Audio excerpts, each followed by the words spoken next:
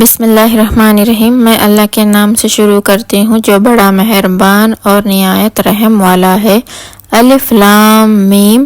اللہ ہی ہے جس کے سوا کوئی دوسرا معبود بننے کا حقدار نہیں ہے، وہ ہی ہمیشہ زندہ ہے اور وہ ہی ساری چیزوں کا قائم رکھنے والا ہے۔ اللہ ہی نے آپ کے پاس ایک کتاب قرآن بھیجی ہے جو تصدیق کرتی ہے ان کتابوں کی جو اس سے پہلے نازل ہو چکی ہے، اور اس کے قبل تورات اور انجیل کو بھیجا تھا لوگوں کی رہنمائی کے لیے، اور اللہ ہی نے معجزات بھیجی تھی۔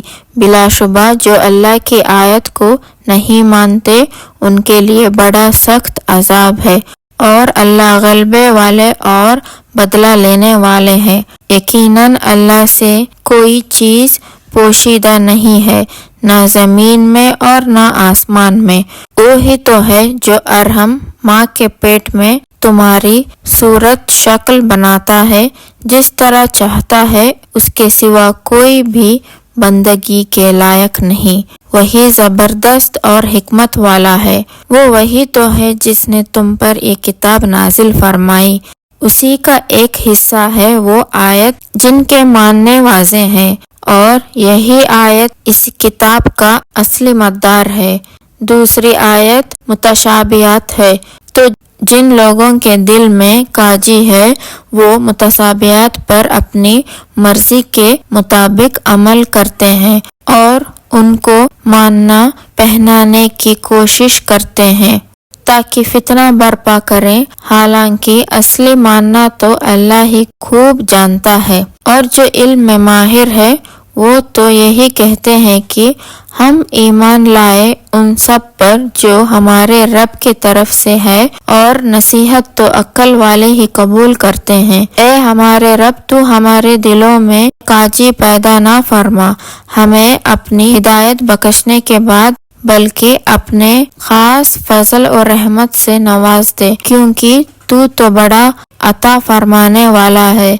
اے ہمارے رب، تو اس روز جس کے آنے میں کوئی شک و شبہ نہیں ہے سب لوگوں کو اپنے حضور جمع کر لے گا۔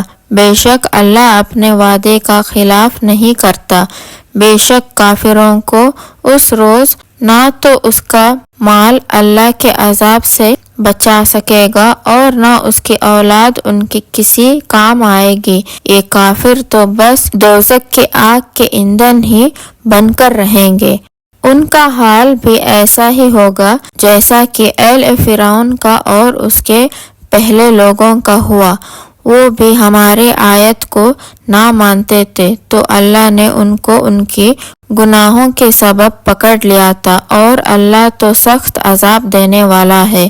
اے رسول، آپ کافروں سے کہہ دیجئے کہ تم دنیا میں مغلوب ہو جاؤ گے اور آخرت میں جہنم کی طرف لے جائے جاؤ گے، اور وہ بہت ہی بری جگہ ہے۔ بے شک تمہارے لیے اس میں ایک نمونہ ہے کہ دو گروہ آپس میں جنگ کر بیٹھے۔ یہ جنگ بدر تھی۔ ایک فریق اللہ کی راہ میں لڑ رہا تھا، ایک مسلمان تھا، دوسرا فریق کافروں کا تھا۔ ان کا گروہ مسلمانوں سے 2 گنا زیادہ تھا، وہ ان کو اپنی آنکھوں سے دیکھ رہے تھے۔ اللہ جسے چاہتا ہے اپنی مدد سے قوت دیتا ہے۔ بصیرت والوں کے لیے اس میں بڑی عبرت ہے۔ لوگوں کے لیے مرغوب چیزوں کی محبت مزین کی گئی ہے، جیسے عورتیں، بیٹے، سونے اور چاندی کے بڑے بڑے ڈھیر، نشان لگائے گھوڑے اور مویشی اور کھیتی، یہ سب دنیا کی زندگی کے سامان ہے، اور اللہ کے پاس تو بہت ہی اچھا ٹھکانہ ہے۔ اے رسول، ان سے کہہ دو کہ کیا میں تم کو ایسی چیز بتاؤں جو ان چیزوں سے کہیں بہتر ہو؟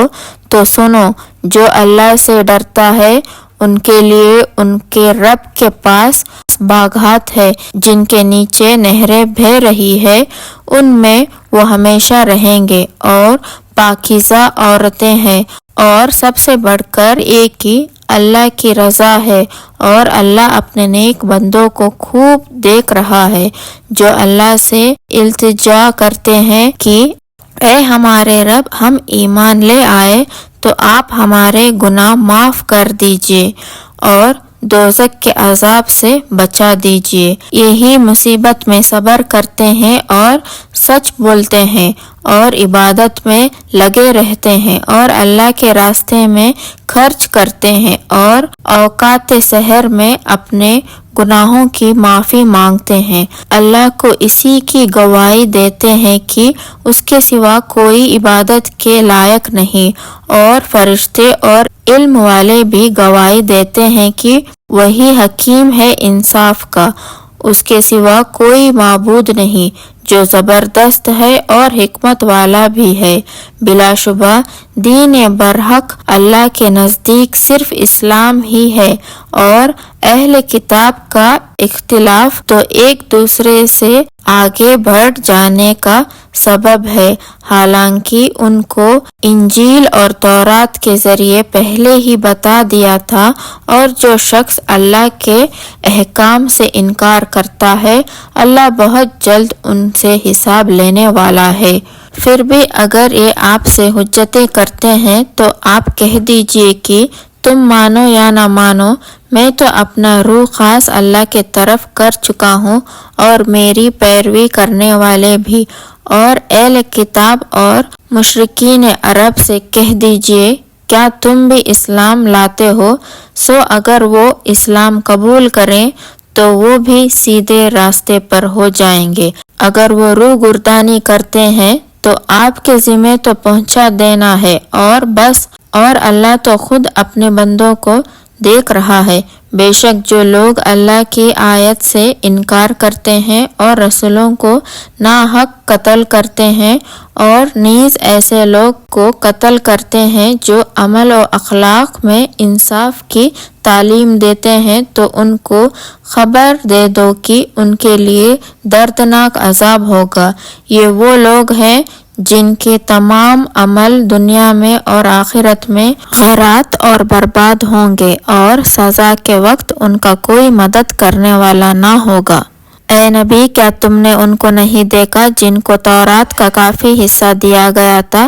اللہ کی کتاب کی طرف ان کو بلایا جاتا ہے تاکہ وہ ان کے درمیان فیصلہ کر دے، پھر بھی ان میں سے بعض انحراف کرتے ہیں۔ یہ اس لیے کہ وہ کہتے ہیں کہ ہم کو گنتی کے چند روز آگ لگے گی، اور ان کو دھوکے میں ڈال رکھا ہے ان کی تراشی ہوئی باتوں نے۔ سو ان کا کیا حال ہوگا جبکہ ہم ان کو اس دن جمع کر لیں گے جس کے آنے میں کوئی صبح نہیں ہے، اور ہر ایک آدمی کو پورا بدلہ ملے گا جو بھی اس نے دنیا میں کیا تھا، اور ان پر ظلم نہ ہوگا۔